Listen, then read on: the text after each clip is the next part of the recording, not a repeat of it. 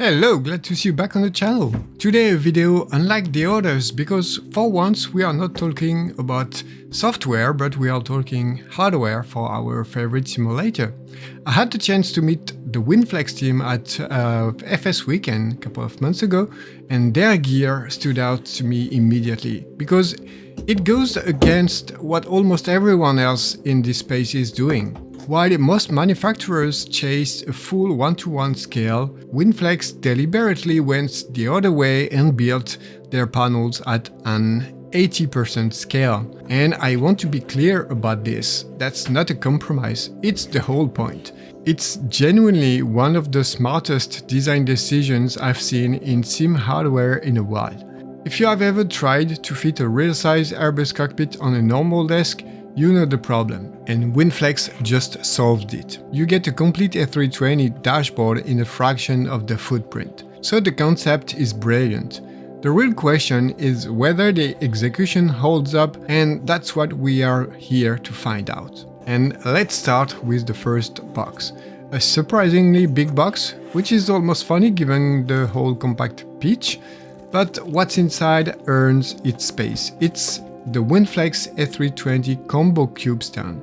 On its own, it's hard to picture, and I'll be honest, there are a few visible glue dots at the back, and at this price point, the finish there should be cleaner. Gentlemen at Winglfex, take note please. That said, it's a very minor grip because this part disappears entirely once it's built up. The stand is the backbone that holds the three control panels together, and once everything's assembled, the result genuinely impresses. Now the panels themselves. First, the FIS Cube, the Electronic Flight Instrument System. Beyond the standard FIS controls, it falls in a small extra warning panel covering 4 functions: side stick priority, chrono, master warning, and master caution. Next, we have the a320 RMP Combo Cube, the radio management panel.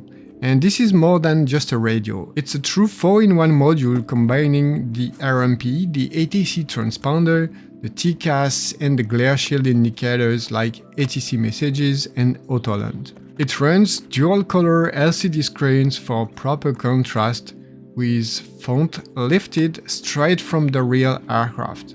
And finally, the a320 FCU Cube, the flight control unit. Now let's talk build quality.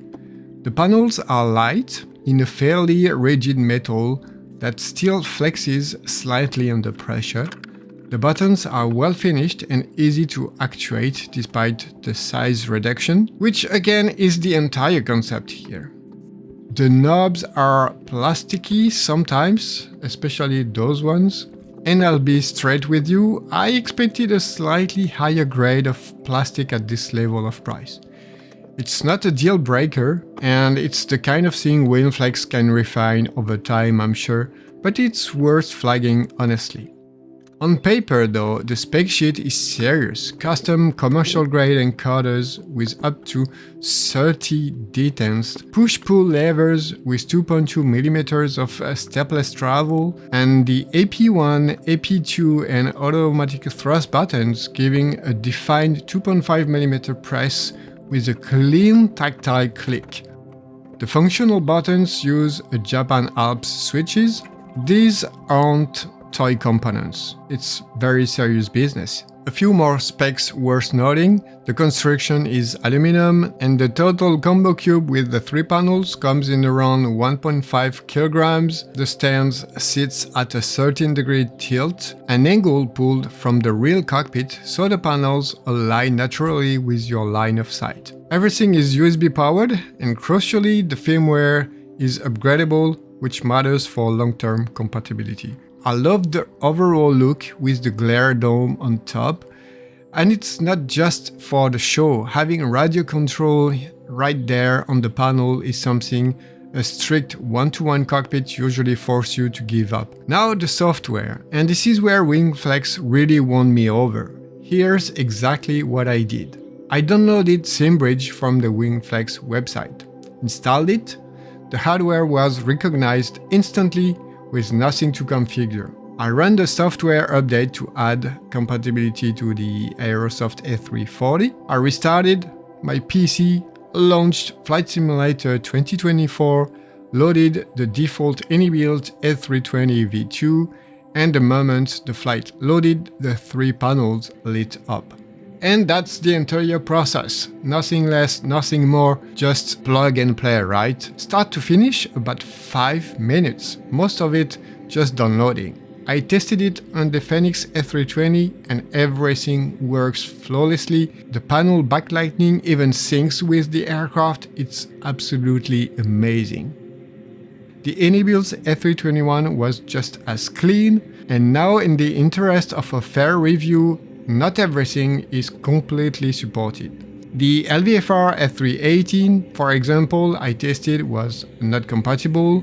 The any-built A330 and A350 didn't work completely for me, and the fly-by-wire A380 only works partially with the radio panel staying dark. So compatibility is strong across the mainstream A320 lineup, and well, that's an A320 panel, right? So makes sense. But if you fly something more specific, verify it's supported before you buy. One detail I really appreciated, the brightness syncs automatically across all the 3 panels.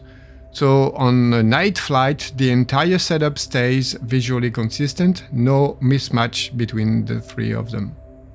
I didn't bring this up in the video because I'm exclusively a Microsoft Flight Simulator sim pilot, but for the record, Winglfex also supports other simulators like X-Plane, and it's good to know if MSFS isn't your only platform. Each panel sells separately, but in my view, it's the full set with the combo cube that really makes the package.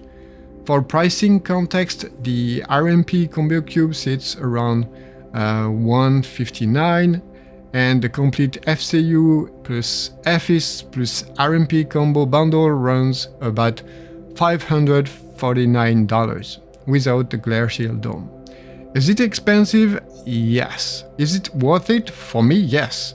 If what you want is a compact, highly functional Airbus cockpit that actually looks the part on your desk, this delivers. My only real regret is that there is no Boeing version yet. I would love to see Winglfex bring the same philosophy to a Boeing flight deck. The encouraging part is that the ecosystem is clearly still growing, and the A320 overhead cube is already out, and I've seen a lot of very positive feedback on it. Before ending the video, one last thing to add is that Winglfex is pretty active on their Discord, and I've seen for the last couple of months people asking questions, and Winglfex have a dedicated team to answer your question, and it's always very nice, especially from a brand that is not as big as Thrustmaster, for example, and some people may have questions about it. And yeah, their team is very active on their Discord, so that's a very good point, and I wanted to mention it. I'll be running several Twitch streams over the coming days and weeks to fly the Airbus and put this hardware through real long-term testing live. So come join me on the Captain Kenobi Twitch channel. And that's it for today, guys. Thanks for joining the video. Thanks for watching. Bye bye, guys. See you soon.